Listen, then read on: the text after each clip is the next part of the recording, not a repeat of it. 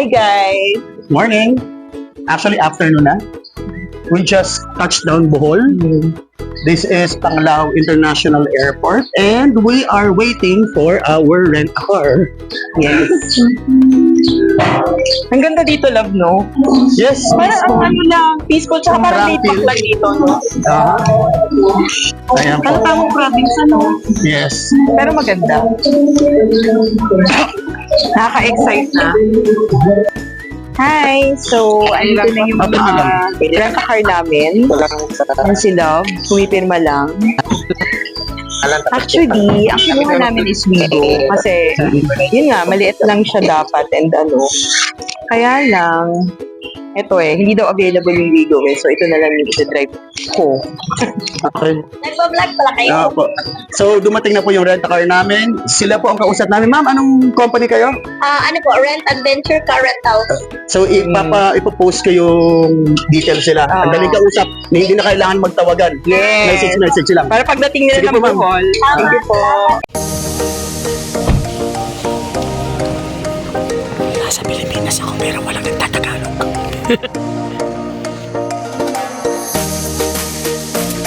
Hey guys! Happy Valentine's! Yes, happy Valentine's. Papakita namin sa inyo kung saan kami nakatira.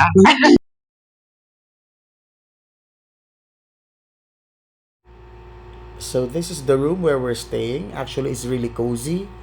It's clean. It has a veranda or a balcony and with a nice view of the pool area.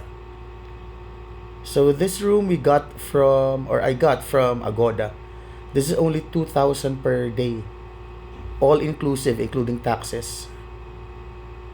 So it's really worth that 2,000. So we are in Red Picnic Hostel. Actually, for its price, it's a really good hotel for planning to stay. Wala nga lang TV. And since it's Valentine's, so this is how they celebrate Valentine's Day. It's a really Hi, cool Chef. Hi, sir. Hi, ma'am. Hello po. Hi ka.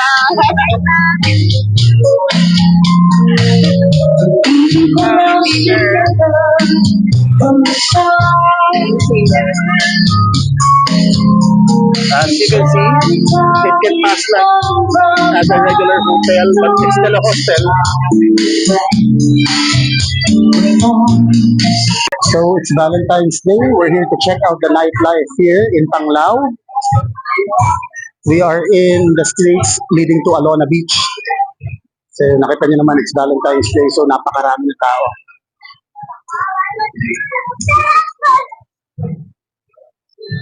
We're gonna check out what Alona Beach has to offer.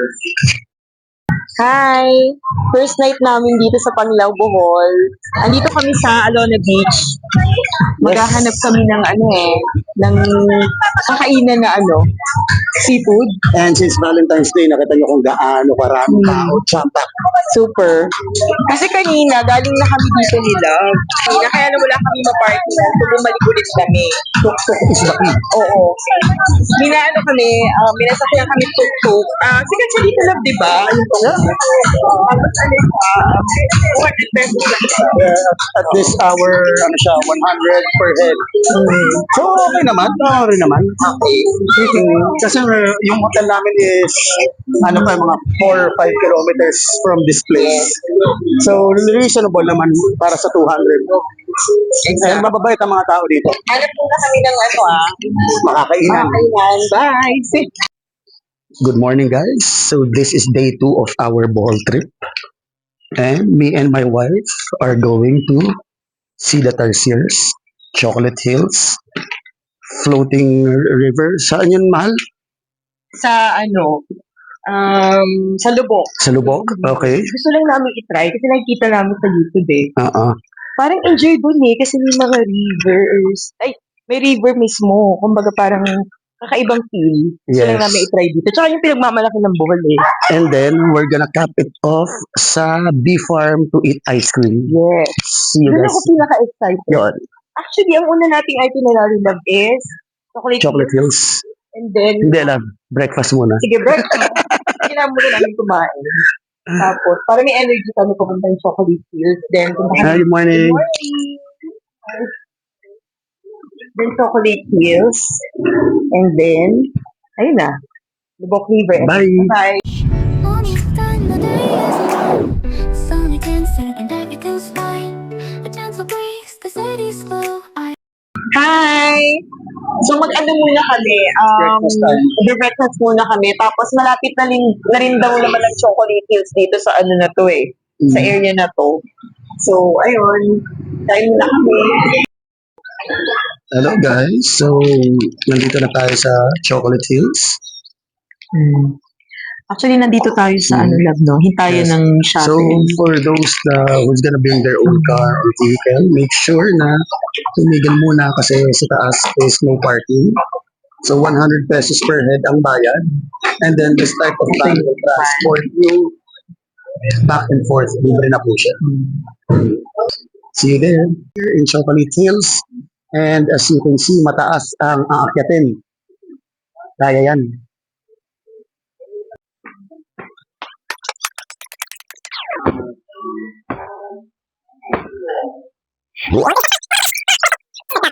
Unbelievable. One step at a time. Steady, steady lang.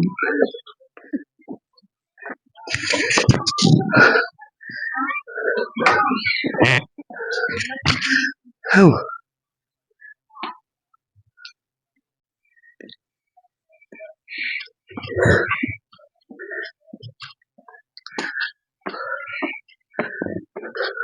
Kaya pa today.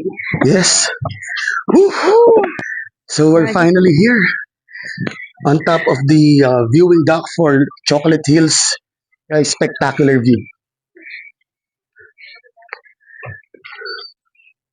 Ganda.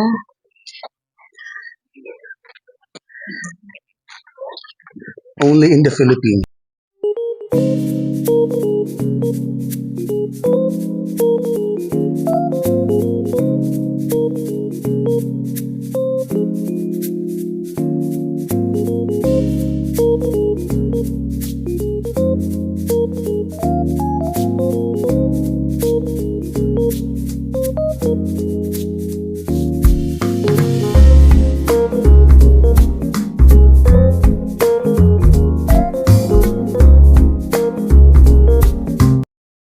Hello. So kabababa lang po namin from Chocolate Hills. The most worth of 100 pesos per head that we've ever spent here in Bohol. Next stop, Tarsier. Yes.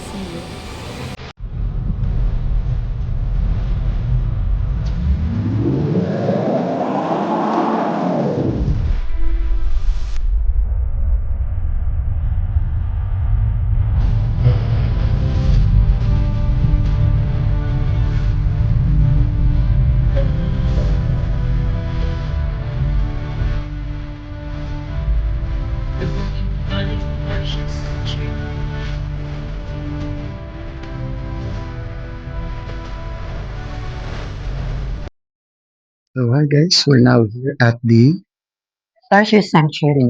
the Philippine Tarsier Sanctuary.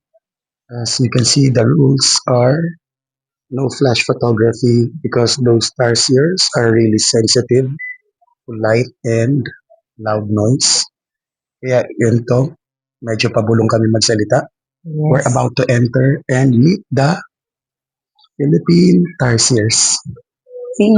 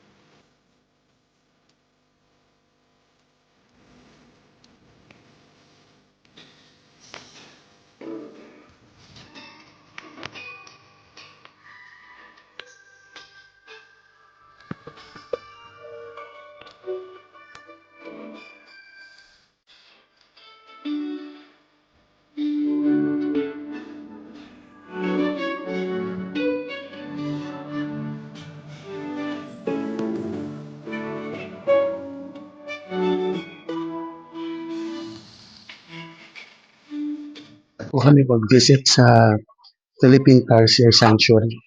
So, piece of information lang, in the sanctuary, you'll be able to see 3 tarsiers. Ang maganda is the last one. The caretakers are so hospitable, they will allow you to take a selfie with one of the tarsiers. So, in this park or in this sanctuary, there are about 200 tarsiers, pero 3 lang are available for viewing. Pero these tarsiers, which are one of the smallest primates in the world, they're all over Bohol. They're carnivorous and very sensitive, pero ang cute. Hi! So our next stop is Lubok River Floating Restaurant. Floating right? restaurant. Okay. Yes. So see you later. Lunch na kami. Yes, kain muna. Kain muna. So hi everyone, we're here in Lubok River Floating Restaurant.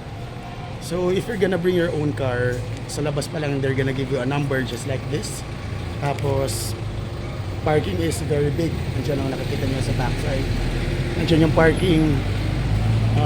So from the Tarsier Sanctuary, it's like 15 kilometers away, mga around 15 to 20 minutes safe driving. So nandito tayo sa Lubok River and we're just waiting for our number to be called. So mabilis naman gumalaw. See you later.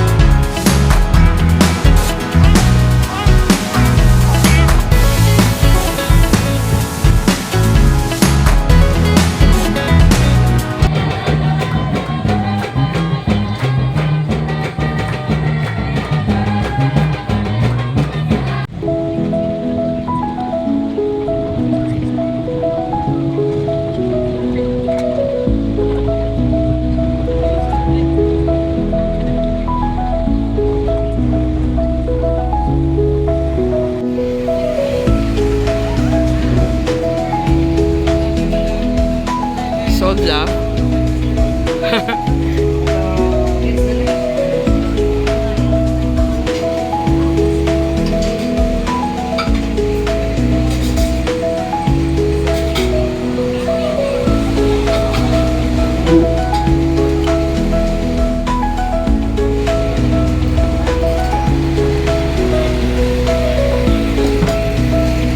Ay, sorry po.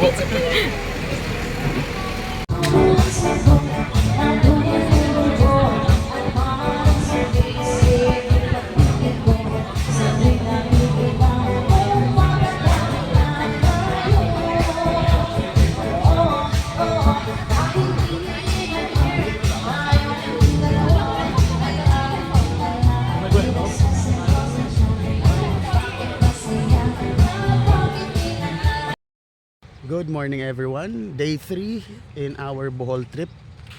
So it's 7 a.m. and we decided to take a walk. Beside our hotel, around 300 meters, mayroon ng public beach. So of course, what do you expect? It's a public beach, pero still, nothing beats vitamin C. Diba?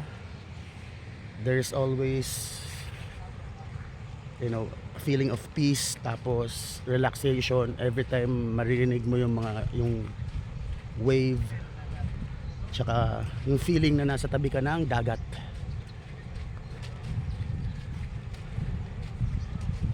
After this, we're gonna eat our breakfast and we are Puntahan booked. namin yung pinakamagandang beach dito, yung Oceanica. Yes.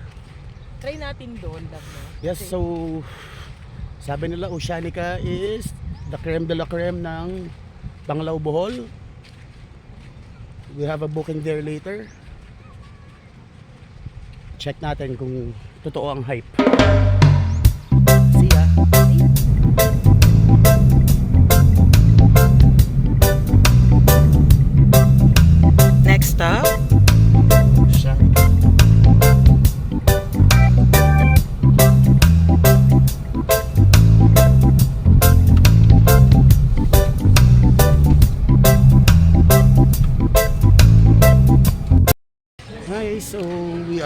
here in Oceanica, formerly South Palms.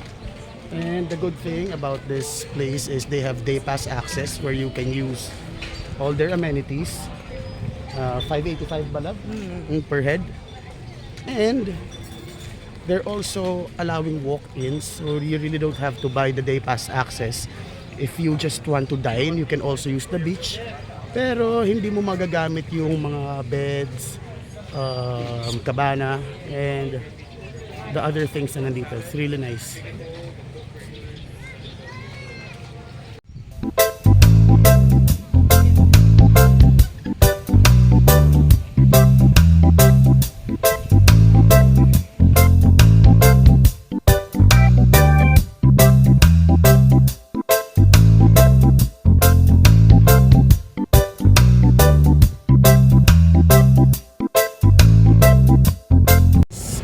This is our last night in Bohol.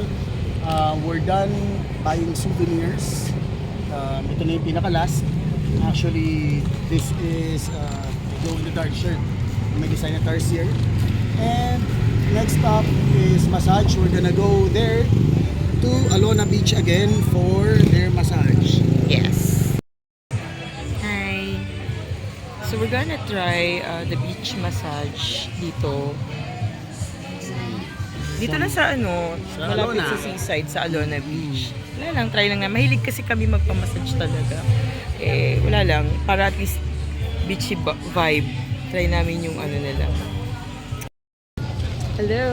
Hello! So one thing to try sa mga ice creams ng Bee Farm is the charcoal ice cream. As you can see, it's all color black. Tastes like buko. Kahapon yung tinanay natin, love? Malunggay. Malunggay Yun is daw also yung best recommended. seller Imagine, parang hindi siya hindi mo ine-expect talaga na gagawing mga ice cream. Yun yung nila, na products dun sa yung mga flavors ng Bee So Farm if you want ice to try cream. something different, malunggay and charcoal. Very recommended. Yes. Bye! Pabalik na kami ulit ng Manila. Anong oras, love, nung natin? Flight natin?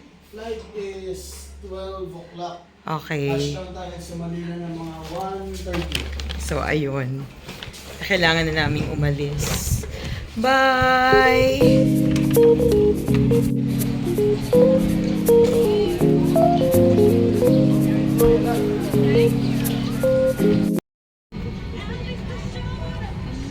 Hi, guys.